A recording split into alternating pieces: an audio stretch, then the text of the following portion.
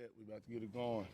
What's good, everybody? This is TRPT COD episode 5. I got my boy Seth here. Got to hit that Rona pound.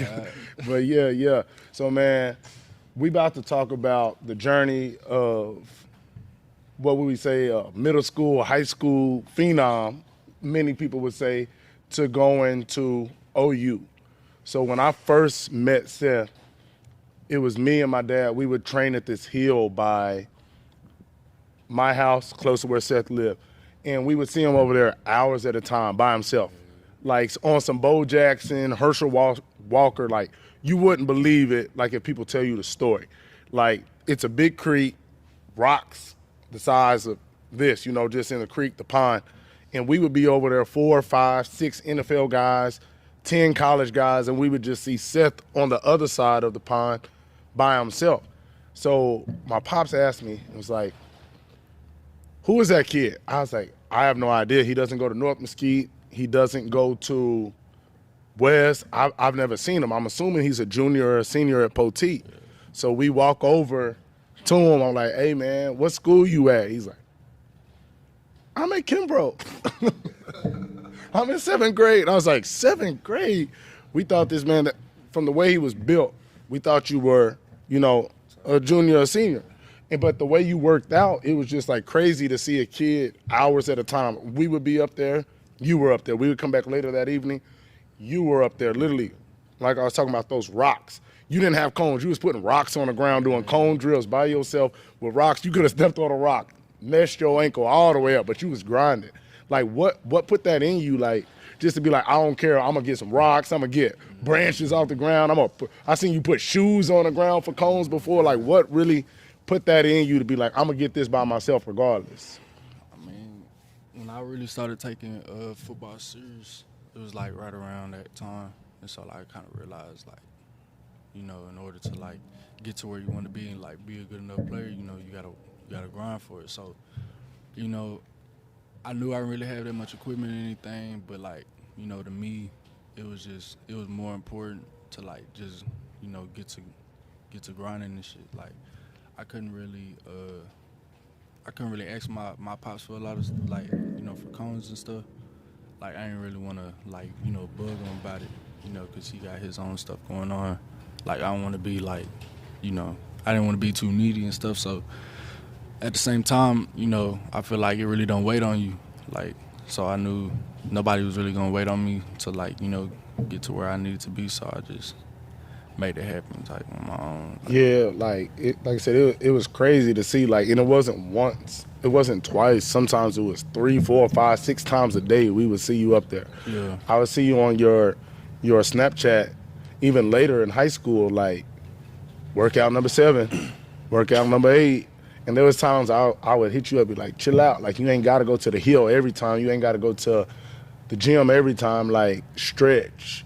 Watch film, do this and that. But It was like, you were one of the first kids I had to tell, like, you got to watch the way you work out because sometimes you're going to overdo it. But still to this day, I still have those conversations with you. Sit your ass at home. So, like I said, like, is it hard for you to be like, do you feel like you're missing out? Like, it's definitely hard. Like, to me, it's just like, yeah, I guess it would say, like, not necessarily missing out, but just like, to me, like, every time I work out, I just feel like I'm up in my value. Like, as an athlete, I'm up in my value. Like, I'm becoming a better athlete every time I work out. So, to me, that's just like, that's like money. Like, I consider, like, every time I work out, or every time I dedicate my time to, like, developing myself as an athlete, or as just, either it's like film or, physically, like, I consider that making money. So a deposit, it's like going to the bank every time. Yeah. So so that was cool because I'm very upfront with like my athletes, their parents, and you've been in here plenty of times where I've talked about you in a very high regard. I've told people all the time I haven't had an athlete in the NFL, college, high school, whatever, that has approached workouts like you have. Every workout is on 100.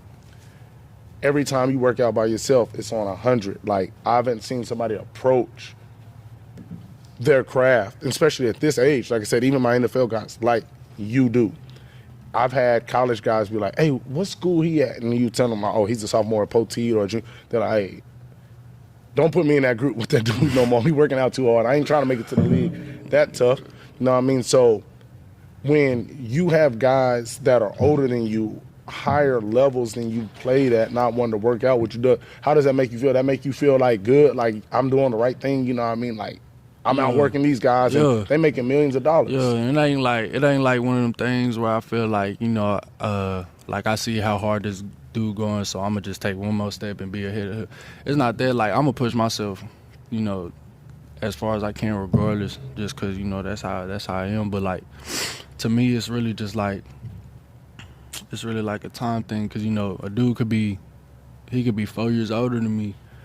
You know, oh boy, he just, how many years? He like 5 years older than me. Malik Jefferson. You know, he only 5 years, something like that. But you know, I could end up playing him in the league one day. Exactly. You know what I'm saying? So it's just like, regardless of how old you are, you know, it's all still a game. Like everybody's still in the game together. Like regardless of your age. So it's like, it's more like about your mindset than your age, I feel like.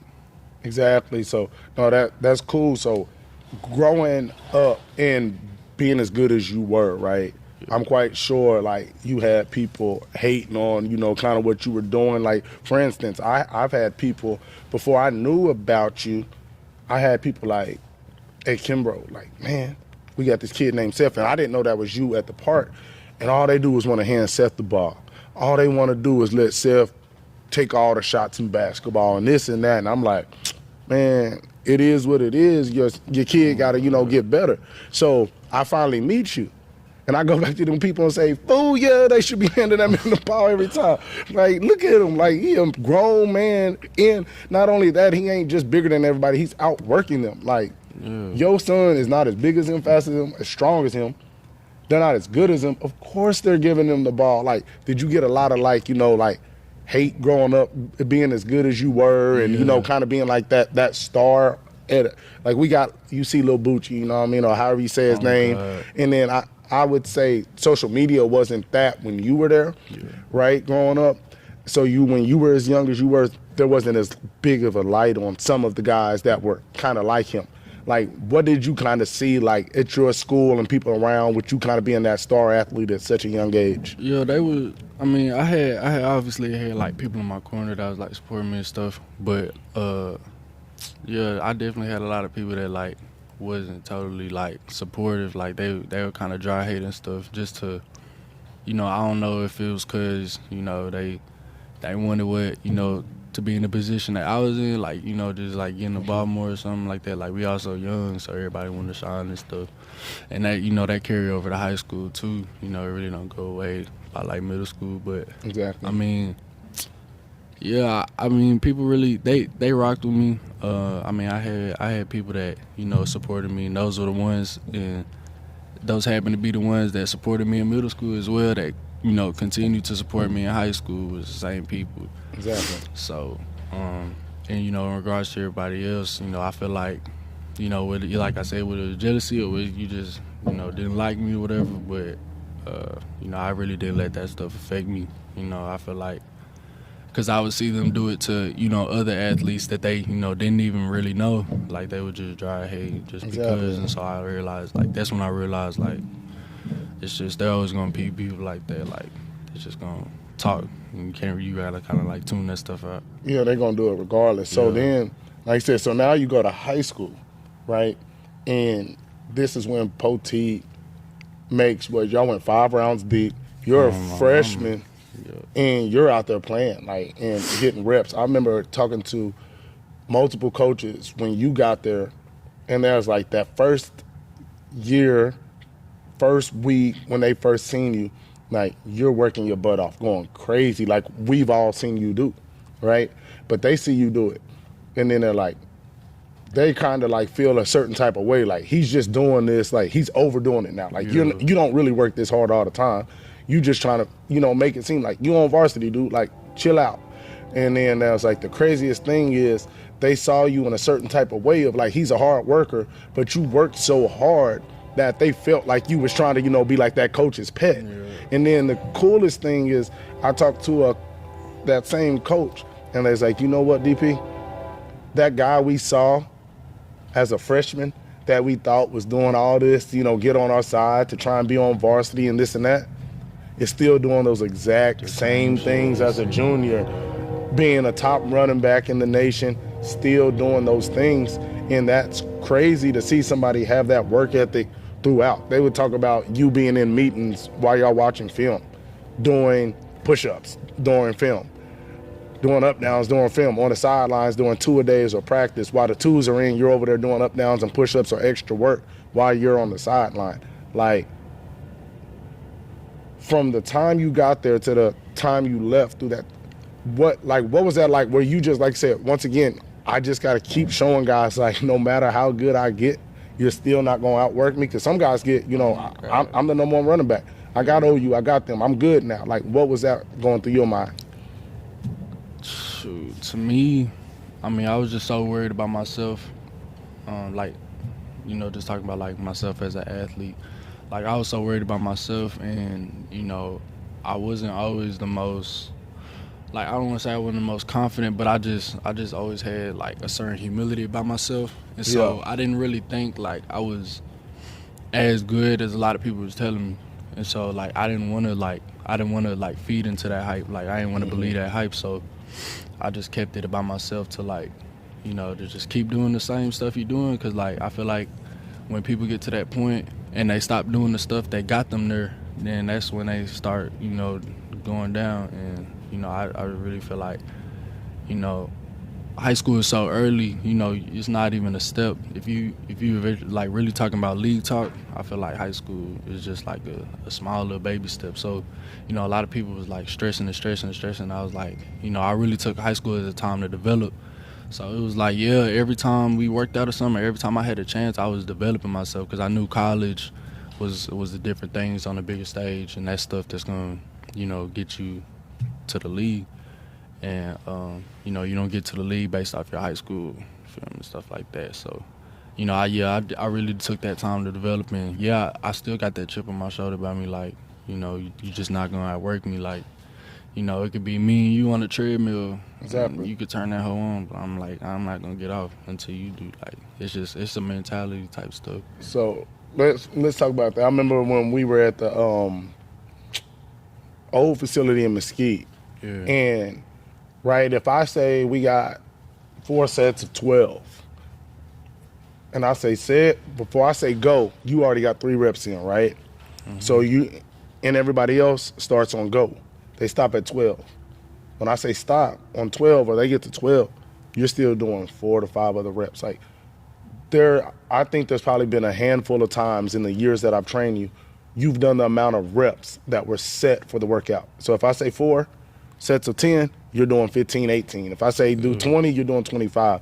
So I remember a time when you and when Cam was still at Poteet and y'all were over there at the Mesquite facility, you were doing extra reps the whole time, right? The whole time. So Cam on the last one was like, well, I'm going to keep running until you stop jumping. And we were doing, like 15 Vertimax jumps.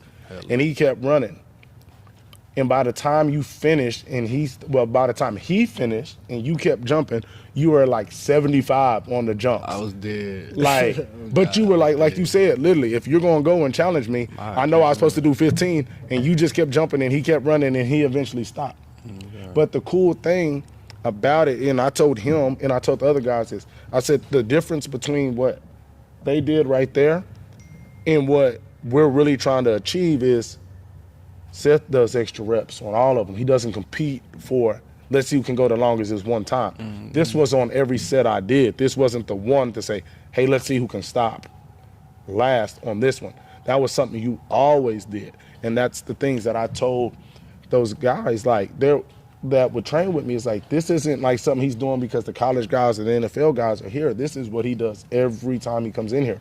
In between our sets, he's dying, but he still goes and does push-ups. He's over there doing wall sits. You would go get on the bike, and guys took notice of that. There were grown men at workouts, literally egging their kids on. Do what he's doing. Do what he's doing. Do what he's doing. Kids over there getting hurt, pulling hamstrings, hurting their back because their daddy trying. I'm like, chill out, Pops. Like, they're not going to do what he's doing. Like, that's just what he does. Your son's not in that shape. He doesn't have that mindset. He's not built for that at this point. Like, what's that feel like, as you're working out and you've seen grown men like, can my son work out with you? God. Like, not even a football player, right? They're talking about your work ethic. Like, what's that like? What's that like for grown men to be like, can my son work out with you? It'd be fun. Like, it'd be cool. Like, I appreciate it. Like, I take it as a compliment, that they would like, want their son to like come develop and stuff. But it's really like that's kind of right up my alley of what I want to do. Like, obviously I want to go to the league and stuff, but I do value like working out and like developing athletes, developing young athletes, old athletes, in all type of aspects. Whether it could be like fine tuning, getting them stronger, faster. It's really whatever. But that's definitely something I'm interested in. Like, I've always been interested in that, and I feel like when I was trying to learn more about how to develop myself, I would real life do research. Like, I look it up, bro. Just because it's available to you, like why not? And so I look up stuff, just like little techniques and stuff like that to give me that extra little boost. And so me just researching that stuff, you already gain some knowledge, and you go to college, you get to know more about your body. They start telling you more. They get you doing stuff you never did before, working muscles you never worked, but it makes you better. You get through the league, it's the same thing. Like, it's more about yourself, but you got more access to like whatever trainers you want, equipment, you can pay for vitamins, it. People can sponsor you and stuff like that. So you got all that stuff, and then boom, you done. Let's say I'm done with the league, and football don't last forever. So I think training athletes is definitely something I want to do after that. So like, when I see that now, like, it really do like just inspire me to be a trainer even more, because it's just like, I feel like trainers should be able to do like they tell the athletes to do, or like have done that before, like have experience from like firsthand. So like, if I see a dude, like if a dude see me like working out, then he should know like I know how to push myself. Like, I know how to push an athlete to a certain point, because I done been pushed to that point. Right, that's something like that. One thing as an athlete we always like to say, like when your coach is over there, you being lazy, stop being lazy, right. And they fatten out of shape, and then what's the first thing athletes say? Well, get your fat ass, right? So that's cool, like, because we like, as a true athlete, especially when we're in our prime, we would like to see somebody do what we're doing, right? So whenever I tell guys to do something, right, nobody ever has a problem with it, because you look at me, you can see my film, and you can see me right now and be like, DP done this before, and he know how to do it. Like, so we'll joke around, like, you gonna join us, coach, it's hard, but like, there ain't no doubt, like, DP can do this. He's done it. So that's a big thing for us athletes, is seeing guys that we feel like has done this or could do this at a certain point. Like, now, if you're a 65-year-old trainer, right, they're not saying that, but if you 30 years old like myself, and you just out of shape and sloppy, guys have a hard time really respecting you on that. So I definitely understand what you're talking about in that aspect. We're going to go back a little bit, though, and talk about something that's interesting, I feel, right? Like I said, you were like a middle school phenom, a high school phenom, and you said you worked so hard because you didn't believe the hype. Like, you were still, like, second-guessing, like, am I that good? And it's crazy, because guys that really aren't that good at all think they're amazing, right? And the guys that are really, really good still second-guess themselves and feel like they have more to prove in some instances. So sometimes it's like, I just feel like I got more to prove and I can be better. And sometimes it's like, I don't know if I'm really that good. So just to clarify, for you, was it just like, I got more to prove and I know I'm here right now, even though y'all are here, I'm here, but I can be here? Or did you just be like, I just don't really know if I am a OU type of caliber back? I mean, shoot, when I was in middle school and like kind of like my freshman year, I think OU, because OU offered me my before my junior year, that's when they offered me, But like middle school, my freshman year, I really wasn't sure though. Like, I really didn't know if like I was that, if I was there yet. And I knew I was above everybody else, but I was like, I realized, that don't mean nothing. They're not going to be at where I want to go. Never really meant nothing to me. And like, you know, I always been a type of dude to like, you know, if I'm gonna do something, like I'm gonna be like, you know, the huncho. Like I'm gonna be the best at it. Like I don't want nobody to be like, I don't know. That's my competitive spirit. Like, Yeah. I'm not gonna let nobody just try to, you know, outdo me or something when I feel like I could do better. So that was really the main thing to me. Like I was just like, I knew what I could be, and I knew my potential stuff. Like everybody always tell me, like, you know, I got this. Like I always had height. I had a little bit of height. Like in middle school, like I was considered tall, so I was like, Yeah. I always kind of like just counted my blessings. Like looked at that like that as a blessing. You know, I had like some other things. I had a little bit of muscles, so like, you know, I just took that stuff and, you know, I didn't take it and just like, you know, sit with it. I took it up and ran with it. Like I keep, you know, I feel like you just keep growing because like, you know, I feel like it's a million athletes that have been in my shoes. Like Exactly. at that point, And better than what you are, like, yeah, and didn't make it. At that point in time, bro, I was like, I felt like it was so many athletes. So like, I was like, obviously, at least half of them had to get complacent at some time. And to be honest, I'll tell you 90% of them that got what you got had to got complacent and never panned out. And I feel like that's the first mistake.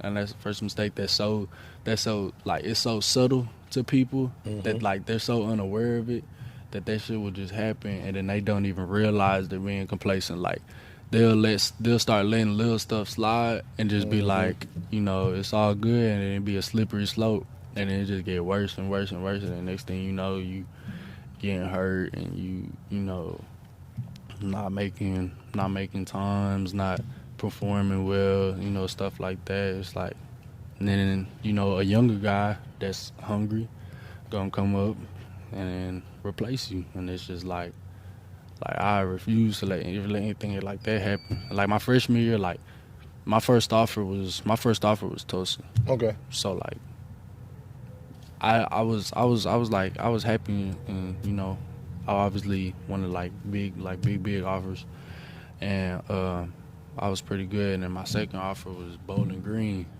and you know, no disrespect to Bowling Green, but I didn't even know that was a school. Yeah. So like, I'm like, dang, like I don't know if I'm like, oh, you know, OU or like my Bama, eyes, like I'm getting Tulsa, Bowling Bama, Green, Clemson, all them. I was like, am I really like that level? And then so, you know, that stuff just also made me realize, like, you know, even though I could have an offer, you know, even if you know, break a record, or even if you know, get a scholarship, it's like that still don't mean that's your highest potential. You know what I'm saying? Because like Tulsa was it was an offer, it was a good offer, full ride and everything, but that wasn't my highest potential. Exactly. And so, you know, I feel like that's how I look at everything. Like, you know, you could always gain more. Like, I don't really like to get like just complacent. So let's talk about it. Like I said, you're talking about getting offers, you know, your freshman year and Bowling Green and Tulsa. There's seniors right now that be like, Bowling Green, Tulsa, Miami, Ohio, anybody, please offer me. Like, what was your recruiting process like? So I was like, I think the highest I got was the number 70th wide receiver in the nation, the top 20 guy in the state, you know what I mean? But back when I was coming out, 5'7" guys wasn't in style. You know, the two top receivers in my class were Julio Jones and A.J. Green. So I was 5'7". I had many people tell me, if you're 5'10", you would be like ranked higher, but I wasn't. So I say all that to say, like, I was, you know, a middle class, a real good recruit, but recruiting was annoying. Like these coaches, and there wasn't even social media around when I was going through like that.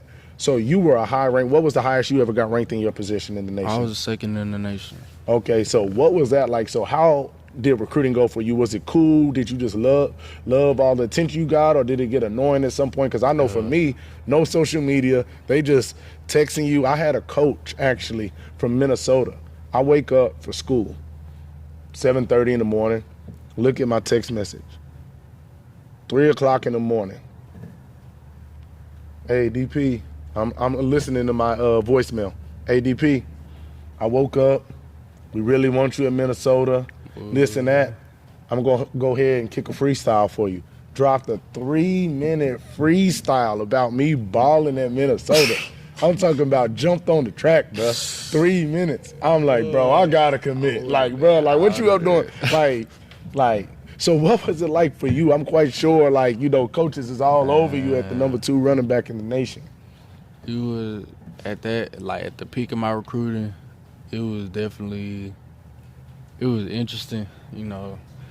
When you really first start getting recruited, like, you know, you just a kid, so like you starting to, you know, everything really started becoming reality, and you just like, dang, like, okay, I'm really one of the guys that, you know, done did this, so everything coming to you just kind of like you in a candy land, like you really feel like you feel good about yourself. You feel like you just love all this attention, and then like, you know, you kind of gotta get a little more serious about it, and you gotta start like narrowing down your decision, like, you know, your choices of schools you want. But you know, that's the part when coaches get like, you know, they'll get more aggressive and stuff like that, and like they'll hit you up and stuff, like pretty much they'll hit me up like at least like twice a day. They was calling me, but that's the thing, I was texting like 15, 20 coaches. So like all of them is calling you like multiple times a day, you know, sending you texts, videos, pictures, all the time. Mail got stupid. I had like 5 like big boxes, just like that's probably like at least this tall, like tall as the table, just filled up with mail. And just, you know, it got hectic and stuff, but the funny thing about it, like, all the coaches said I was bad at texting them back and stuff. Yeah. But I probably agree with anybody know me. I was just about to say, anybody know me, know I'm like a bad texter. But like OU, like my top 4 schools that I was like considering, LSU, OU, A&M, and Georgia, I would always text them though. Exactly. I was texting them. Like, I made sure, like, I was still holding up my end. Like, I don't really like when kids be like playing, like, they don't want like colleges to play, but they're like, bro, it's like, as a dude, like, don't be just playing like you know, just basically bullshitting when you text. It's basically like a dating. Yeah, it's bro, like dating when you're going through that recruiting. Text him back, like, if he trying to, you know, if that's where you want to go, don't like throw that away, or like don't build up a bad reputation before you already get there that you don't know how to, you know, answer your phone or like handle stuff yourself. like that. It's a business in a mature manner. Yeah. So like I took all that stuff in consideration, bro, because like, you know, I'm gonna take everything in consideration in order to, you know, do what I need to do when I get there. Like if I want to get there and excel early, like I feel like that's something that's important. So, but it was stuff like that. But yeah, I was like entertaining the ones I feel like I needed to entertain. Like my pops stepped into it a little bit. So my pops was like, I'll just tell him, I'll give him the word, like I don't want to talk to them no more, and he'll just let him know. That text. Try to make it a little easier on you. Yeah, he'll just tell them, because he ain't really have a problem with it, and that's something like he done told coaches to their face, he was like, yeah, we appreciate the offer, but we're not really messing with you. Like he done told them that at like camps and stuff, like. So shoot, it wasn't as stressful, just because I ain't like go like just throw myself out there all the way, because I knew how like hectic it was gonna get. I was like, I already knew like kind of where I wanted to go. Like I had like a pretty good idea of like a couple schools, like once they started to offer me and stuff. So it really wasn't that bugging. But like it did get like really hectic though. Yeah, like I said, I can only imagine with social media and these coaches just being able to jump in the DM and this and that. Like I said, I remember when I committed, I sent a text message out to like 30 schools that were like interested, some offers about to come. I committed early in my right after my junior school year, sent out a message to everybody like, I'm done, I appreciate y'all and this and that, woo woo woo. And then I remember Texas Tech was like, that's cool, we ain't done with you though. Till signing day, we about to keep like, going. Bro, I'm like, bro, I'm good, bro. Like, yeah, but hearing what I'm saying. That was like some of the stuff that was funny. Like I said, I talked about the story, the coach up in Minnesota freestyling. The thing that got me with recruiting was I had BCS schools offering me, right? Major schools. I ended up going to KU. Then you got like at the time, Duke and North Texas were trash. I think in the last 5 years combined, they had won like 10 games out of both schools combined. I got Wisconsin that was number 5. These Big 12 schools, and then I got Duke and North Texas every day. How tall are you? What's your 200 time? Like, what do you? I'm like, bro, y'all know all my stuff, and y'all done won 10 games. Like, if I'm thinking like as a kid, I got top 5 offers. Why are y'all like who've won 2 games a year like won't offer? And like, I'm not coming there no way, but it was annoying that y'all are trying to make me jump through these hoops. Did you have like some lower class schools like just bugging you and that had an offer, but you like, bro, I got Georgia, OU, LSU. Why are you even asking me stats? Just give me an offer. I'm not coming, exactly. But like, stop hitting me up about random stuff. Because I ain't have like, I think where I lacked them, I had most of the schools in the South. I had a lot in the Pac-12. Who was I think I was just lacking in like, probably like more like West Coast. Yeah. I had some of the West Coast, like I had most of California, but like most of the other schools, like kind of like West Coast schools like that. Like I didn't really have like Oregon.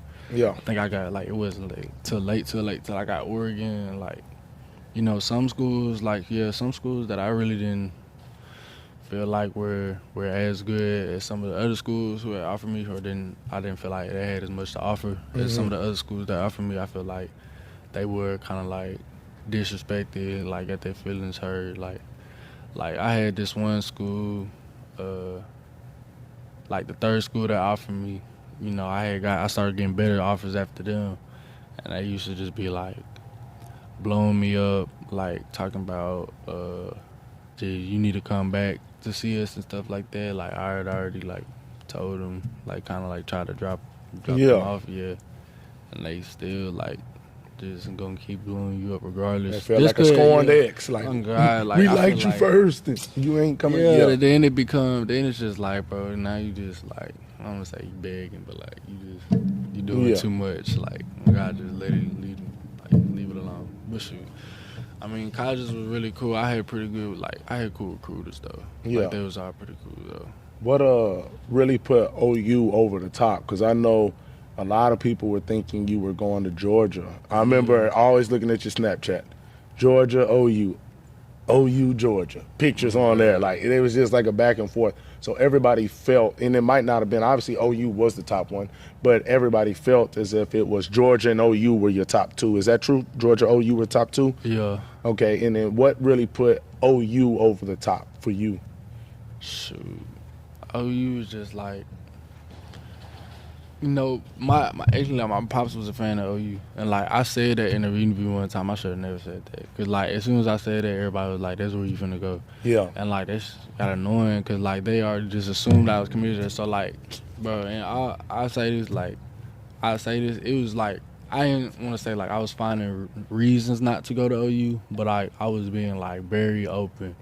And like I messed with OU a lot though, like, and I knew that, but I didn't want to get like too like deep in it. You know what I'm saying? I wanted to keep your options open. Yeah, I wanted to look at everything else. So I went to Georgia. I took my official to OU first, and then I took my official to Georgia. And like my pops ain't like the trip to Georgia, but like again, I ain't really care. It's where you trying to go. I was just looking at it, but OU was just when I got there. It just felt like more, like I was really just more comfortable. Like it really felt like I was like an hour away from home. Like it's about 2 hours, like 45 minutes, like 3 hours, something like that out there. But it really felt like you know what I'm saying, you down the street. Like it really don't feel like you that far. I just felt comfortable. And like the coaches is like, I ain't gonna lie, the coaches real, like they actually like really real. Like they gonna make sure they gonna give you every chance they can for you to succeed. And like they not really gonna like it. You gotta really like piss them off to get to that point to where they don't even like check up on you and stuff like that. Like they're always checking up on you. Like athletes, they be getting mad about it. Like they be like, damn, he always trying to see what I'm doing. Like he always coming up to me in the weight room and see what I'm doing type shit. Or, like, you gotta love that. Blowing me. Yeah, I'm like, bro. I'm like, y'all better like appreciate that, cause like the moment he stopped chasing you and all that stuff is when he really don't care about what you do, and he don't care if you fail your class and get kicked off. Like, he don't care because you done already showed him that you don't care. So, like, Exactly. I be like all the coaches up there, like to be checking on you stuff. And, like, they just real, like transparent. Like, they're not going to hold a lot of stuff from you. And I just felt like that was, like, a really good, like, sign. And that's something that's important, though, because, like, you get a lot of two-faced coaches and stuff That's like true. that nowadays. It's tough to weed through the coaches in college football. They're always trying to go to the next job. Right? I feel like, they all just trying to do their job. Like, when they recruiting you, like, they just trying to, like, roll, like, you walking on the red carpet. Like, they're just going to try to show you all that. But it's important to, like, keep your head, like, eyes open for that. Exactly. So we'll talk about, you graduated early from Poteet and you enrolled at OU at semester. So you've been up there doing your thing, hearing a lot of great things about, what you're doing and being prepared going in. Like, so what really was the biggest thing for you? So we know you was a hard worker and this and that, but what do you think prepared you most to step in midway through your high school career and go up there and it's just another day of work? What prepared you the most? Was it the mental, the physical? What was it like that let you get up to OU and not miss a beat? I think just, like, really, like, keeping the same habits for, like, all 5-6 years that I was, like, working out and stuff. And, like, I feel like that's, like, you develop that, like, self-discipline to where you can just, like, you control yourself. Like a lot of people can't control themselves because they think they working harder than they actually is. Or, like, they think stuff is harder than it actually is. And, like, that's not, like, you can't really control yourself like that because, like, you always letting something else dictate how you respond to it. Yeah. So, like, I felt like when I had kind of, like, built myself up like that to just control everything, like, I'm gonna make it go how I want it to go. Like, I'm not, like, and if it's, I'm gonna be, like, I'm just, like, it's all about staying, like, calm and like, poised. Like, I feel like when you go in there, it's a lot to deal with. Like, you just a freshman and it's, guys that's been there for 3, 4, 5 years that's, over you, and you playing catch up, and it's just like the coach is they're gonna try to like make it harder than it actually is, just because they trying to see if you can handle pressure and stuff like that. And, like, it's really like how you just kind of dictate yourself, and, like, if you really want to dedicate your time to studying for him, or, like, doing extra work, make sure you recover and stuff like that, like eating right. Like, it's all the little stuff that all go together. Like, I remember me and you talking about that, at the hill and stuff, just, like, all little stuff like that going together. Like, make sure you drinking water if they're, like, it's like that little deposit type. So, to me, it was like me just investing in myself every day before I got there. And then going in there, just kind of like, I was so motivated, I think. It was just like, it didn't matter what I had to do. Like, it didn't matter what you threw at me. I was just going to do it because I was like, I'm really getting this chance. Like, I really dreamed and spoke this. Like, I remember sitting there like, I'm going to do this. And, like I really spoke it into existence. So, like, stuff like that to me is really a blessing when they follow through. So, like, I take advantage of my stuff. Like, I'm not just going to, bullshit. So all those little deposits, they all added up, getting you ready. So what's been the biggest difference of, so right now, obviously, we're going through this Rona mess, Lord. So spring ball done got canceled, but you did get into a lot of workouts before all this happened. What's been the biggest difference, like in the workouts up there at OU compared to being in high school and before? Like, what would you say is that glaring difference of being up there? Shoot. The workouts, I definitely say the workouts is, like, they harder than high school workouts. But, like, a lot of stuff that I did before I got there, like, I really made sure it was, like, really stuff that was gonna, like, push me. So, like, when I got there, it would be a little easier. So, like, a lot of the stuff that we do here, to be honest, is, like, way harder than like what we do up there. But, like, the intensity and like, the intensity and, like, how they want you to respond to like when you're tired. Mm-hmm. Like, you know what I'm saying, you get tired over here, you like get to be on your knees and stuff, like, you know, like they want you standing up, and then you don't get that much rest time. So like they really gonna speed it up, and it's really just like handling, like they try to make it as close to a game situation as possible. Like we'll be doing like coaching stations and stuff, like working out, and then, you know, he'll be like, well, I think we done, you know, just like a normal day, like we done. And he be like, man, I guess we got overtime Run today. that back. Run it up. God, everybody go back, started from the top. Like, and we go through the whole thing, and it's, you know, mental toughness. 6 o'clock in the morning by then, you're throwing up. But it's just like, it's a mental tough thing, whether you can thug it out or not. It's just like, if you standing there and you know, just holding yourself, holding your own, going through, like, encouraging your teammates, getting your dogs right, then they gonna see that, you know, they film it and everything, so they see it, and, like, you know, that stuff important to them because they need to see how you respond and stuff like that. But that's just how they do the workouts. Like, they try to make it, like, hard. I think I've told kids all the time, I truly believe a lot of the stuff that we do here probably is harder than a lot of the college workouts. The one thing you can't simulate, though, is the intensity of a college workout. Like, you can do some hard stuff, but you cannot simulate that coach cussing you. You there, and you know this coach gonna tell the head coach, or he gonna, like, they be having meetings like every day, so like they talk about it, like they talk about what you did in workouts, and they talk about what you did in the classroom. They talk about all that stuff. So you getting an update. So, you know, he gonna tell whoever, you know, they film it, they gonna see what you doing. You know, like, it's just like, and all that stuff relate to a starting job. So, like, that's how it is, and everybody really competing for the same thing. So, like, that's what making it intense. Is really just a competition. Like, you really just competing with guys, and then they better athletes too, so you gotta push a little harder as well. But, like, I think the main thing about their workouts like this that's different though is, like, not really the workouts, but the recovery stuff and like the nutrition and all that stuff. Like, that's really the stuff that get you right. Like, you really, like, attack every workout, like, with a new body, because, like, they make sure you recover and shit. So, like, you can get the most out of everything.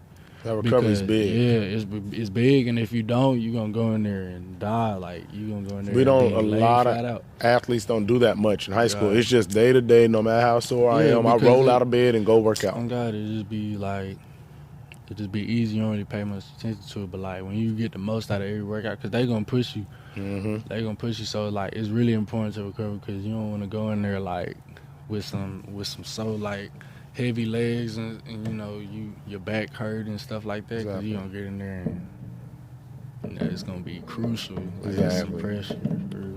No, that's all cool. So, no, we definitely wish you the best of luck. I would say, if you can talk to the next, like I said, we'll say Phenom, you know, the next Seth, the guy that's amazing in elementary, amazing in middle school, amazing in high school.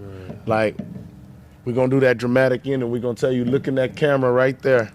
Talk to the next Phenom. Talk to Lil Bucci out there. Or Bunchy, however you say his name. Lil Bunchy. Yeah, talk to him. Tell him what you would tell them. What would be your best advice for that next Phenom coming up? I would say my best advice would be, don't get caught up dealing with the people you deal with every day. Because keep in mind, you competing with everybody across the nation, and it all come down to, you know, who gonna want it more and who's willing to, you know, go through it. And so if you want to make it to the league, you want to buy your mama that house, that little Rover, man, you got to take that pain that she done probably had to deal with, you know, raising you and stuff. But you never know who's over there practicing on a little pee-wee field. They could be the next, you know, they could be the next Odell, they could be the next Cam Newton. You know, it don't matter. So that's all I would say. Man, I appreciate that Rona Dap right there. That's episode 5 of TRPT Change the Direction. Make sure y'all like us, subscribe, share it with your friends. We out. Appreciate that, my guy. Yes, Lord. I ain't did no interview in a long time.